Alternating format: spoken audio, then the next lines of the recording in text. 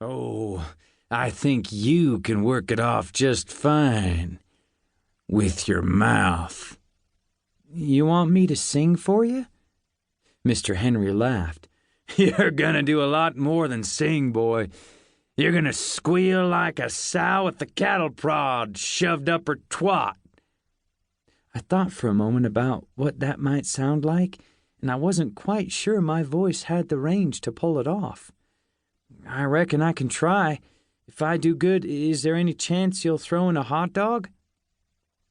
Mr. Henry's suspenders snapped against his chest as he let them go to unzip his pants.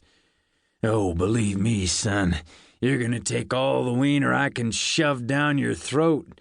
I just hope you don't mind it tasting a little like piss.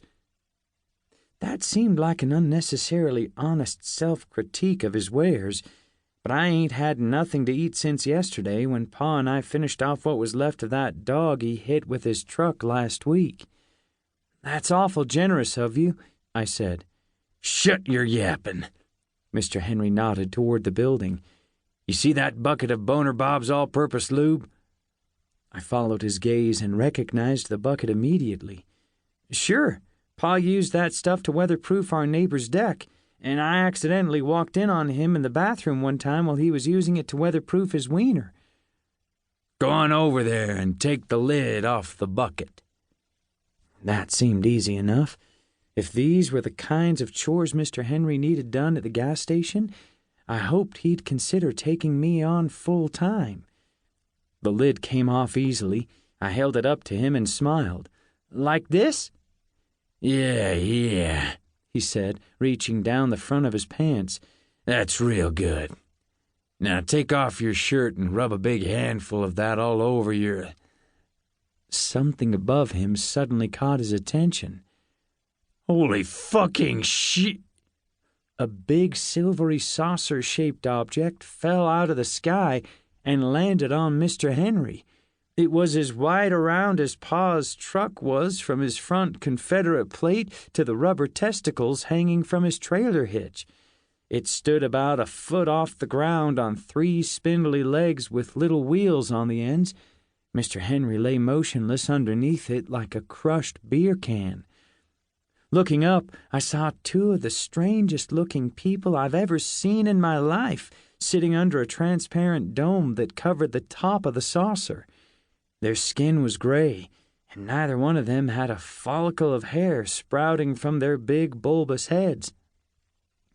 The smaller one stared curiously back at me with his huge black eyes, but the bigger one hardly seemed to be aware they'd landed as he swigged back green liquid from a glass beaker. I ain't never met a foreigner before, so I was a little nervous about being an ambassador for my country, but it was my patriotic duty to give these folks a good first impression of America, so I raised my hand in greeting and spoke some words of foreign I'd picked up in school. Merci Jihad Hamburgesa. I wasn't exactly sure what that translated to, but it seemed to be enough to break the ice. The dome atop their vehicle dematerialized, and the 2 strange men stepped out. The bigger one stumbled out, staggered toward the building, then lifted his impressively large gray wiener to spray bluish-green urine on the wall. The smaller one stepped out much more gracefully and mimicked my hand gesture back at me. Glubnub. I didn't remember Glubnub from my foreign class. Maybe that was advanced foreign. Or maybe... Of course! His name was Glubnub. Glubnub, I repeated, pointing to him. Then I pointed to myself. Dougie. Dougie, he repeated slowly. I was so excited. We were actually communicating.